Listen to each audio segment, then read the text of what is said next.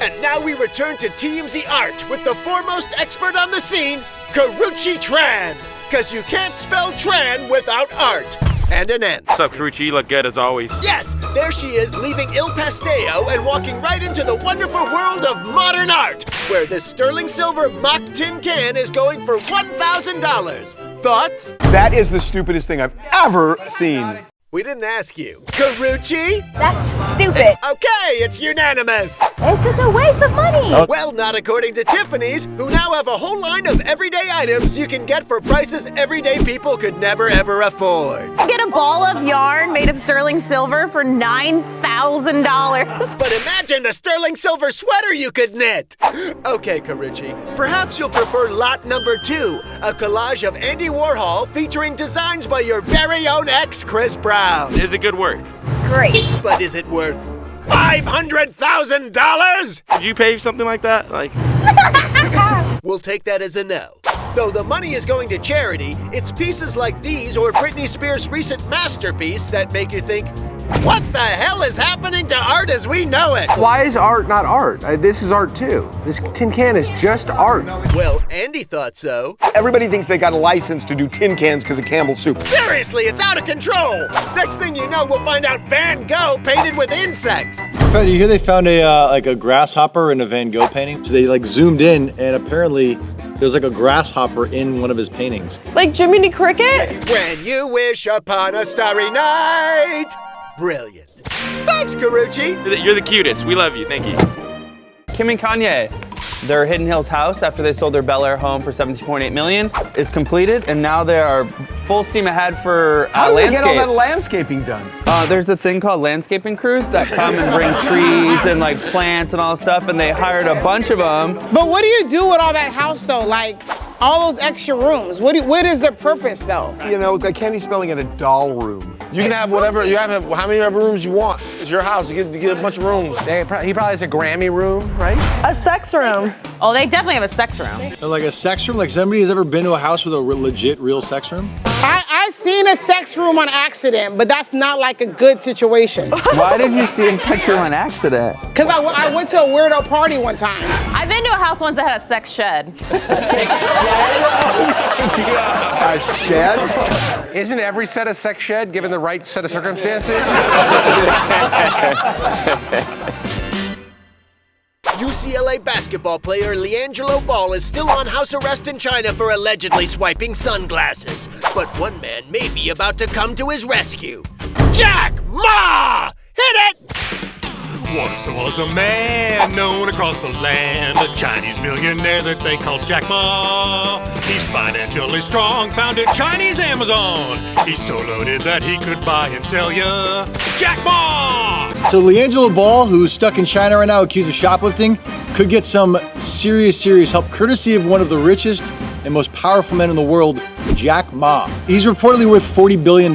This would be like if a Chinese student got in trouble here in the United States and Bill Gates was getting involved in trying to get this kid back to China. That's how big of a deal it is that Jack Ma is involved. Yes, and he's not alone! UCLA has deep relations with China, and so UCLA and Jack Ma are going in there, and they're wheeling and dealing with the government, we're told, to try to get them out of there. In the meantime, LiAngelo's father, LeVar, is picketing the American embassy for his son's release! No, just kidding. LeVar Ball and LaMelo Ball and the rest of the Ball family are out going from place to place to place in China promoting the shoe line. Yes, you might say the Balls are having a fun time in China. Anyway, hopefully the Chinese government will go easy on LiAngelo. He could have been just an accessory or something like that. Well, the accessory is what got him in trouble in the first place. Wow, what an incredible suck-up. So, thanks, Jack Ma. You are exceptionally wealthy.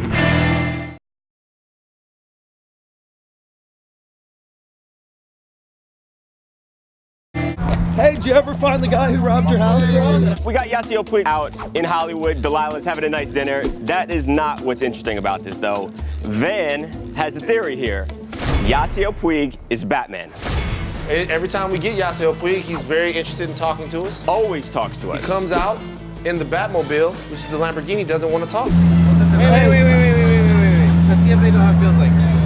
So wait a minute, did he come out as Batman or Bruce Wayne? He came out in Bruce Wayne form, but you could tell that he was hiding something because he's Batman. So what good does he do for the city? How many supervillains have attacked Los Angeles since Yasiel Puig was playing for the Dodgers? 0.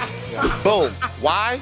Because he's Batman. And I want you guys to take this seriously. No. We can't, dude. No. You're patting your own self on the back for something we could all do, but we're just too smart to not do it. Why would I make up my own thing of like, oh, Gigi Hadid walked out, but she could have had dinner with like JFK's future, I don't know, like brother, it doesn't make sense. Coming up. Cuba Gooding Jr., we broke the news to him about OJ's unruly behavior. He got in a fight with a bartender and there were glasses that were broken. way. He's been drinking a lot. He's already graduated to day drinking. There's nothing more fun than being drunk at 1 p.m. It is fun. It's like you're in a club that nobody else is Exactly. in. And you see They say the guilty always return to the scene of the crime. So guess who turned up in Brentwood? O.J. Simpson! Portrayer Cuba Gooding Jr. How you doing? Pray he doesn't pretend kill again. Cuba Gooding Jr. in Brentwood, OJ's stomping grounds. We broke the news to him about OJ's unruly behavior in Las Vegas. Man, yo, OJ just got in a little trouble in Vegas. Did he really? Yes, dude, he got in a fight with a bartender and there was drinks that were broken and glasses that were broken. Yes, drinks broken, glasses broken, and a lifetime ban from the Cosmo Casino and Hotel. Unfortunately, that's his plight now, you know. Everybody's got cameras, everybody's got, you know, phones. Right. And, you know, you're gonna have to be held accountable. Oj doesn't do accountable. But yes, it's a whole new world for the juice. You know, and it's like every time you turn on your computer, you see something new. But just gotta live a pure life. Bottom line, don't go to the bar.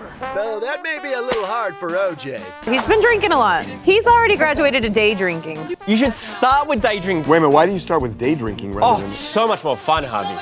It is. it's like you're in a club that nobody else is. Yes. TMZ, we love alcohol. We just have a funny boogies all. Thanks, Cuba. Good to see you. Hey, good to see you, man. Coming up. Titanic. Rose doesn't move off the door to like let Jack on enough for him to survive. Well, these girls decided that they were gonna make it a math experiment to figure out if he could actually fit on the door and survive. What an interesting idea. Yeah.